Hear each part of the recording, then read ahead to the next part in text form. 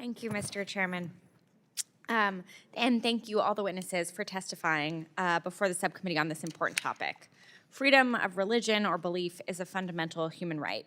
This right is universal, and it must be applied equally to everyone, no matter what religion or belief they practice, or if they practice none at all.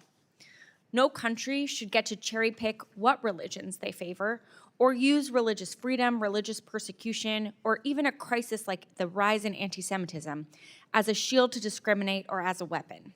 So while I'm glad that the Trump administration has supposedly shown its support for this issue, I'm concerned this interest will be shallow and narrowly confined to only a small subset of religious freedom issues that match the demographics of their political base. But I hope the administration proves me wrong. They can start by actually investing in their own institutions, staffing, and toolkit to make this a priority, comprehensive, and enduring. For one, we still do not have a nominee for the ambassador-at-large position.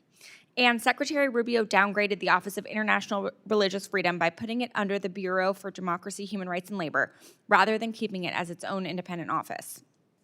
The department has yet to release the 2024 Annual International Religious Freedom Report that was due last May, and it's already behind in writing the 2025 report that is due in a few months.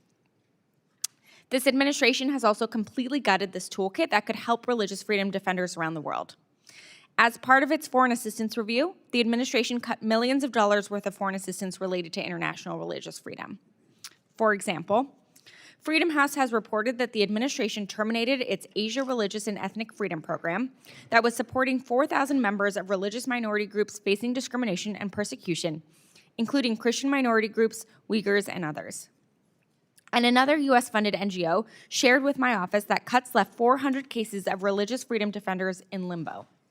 This means that this organization could no longer provide life-saving assistance to Afghan women who bravely ran for public office following the U.S. withdrawal, or Iranian journalists who were reporting on human rights violations by Iran's regime, or Nicaraguan journalists who have been arrested and forced into exile by the regime, and many, many more.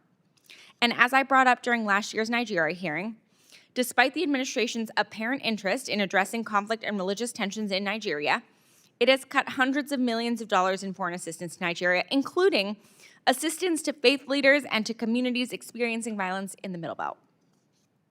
For example, Secretary Rubio terminated a conflict resolution program, community initiatives to promote peace, that trained religious and tribal leaders in northern Nigeria, which was already showing to be extremely effective at reducing violence in communities. The violence in Nigeria is complex, affecting both Christians and Muslims, and the drivers of this violence are multifaceted and cannot be reduced to a single framing. In fact, oversimplistic narratives can further inflame religious tensions in communities. And yet, it is clear that President Trump only cares about Christians in Nigeria, and his only real action to address this problem, military strikes over Christmas, have not even done anything to materially help those communities. So far, it seems to me the administration's interest in religious freedom only goes so far, and it mostly applies to the plight of Christians abroad. But again, I hope the Trump administration proves me wrong and takes the steps I outlined to start prioritizing religious freedom abroad. And I hope today we can have a more nuanced conversation that discusses the freedom of religion or belief more comprehensively, and that addresses many communities in need of support, from Uyghur communities in China to Tibetans to the Rohingya in Myanmar to religious minorities in Iran and elsewhere. So I look forward to hearing from all of the esteemed witnesses today to better understand the state of international religious freedom and how the Trump administration can truly champion this issue. Thank you, Mr. Chairman. I yield back.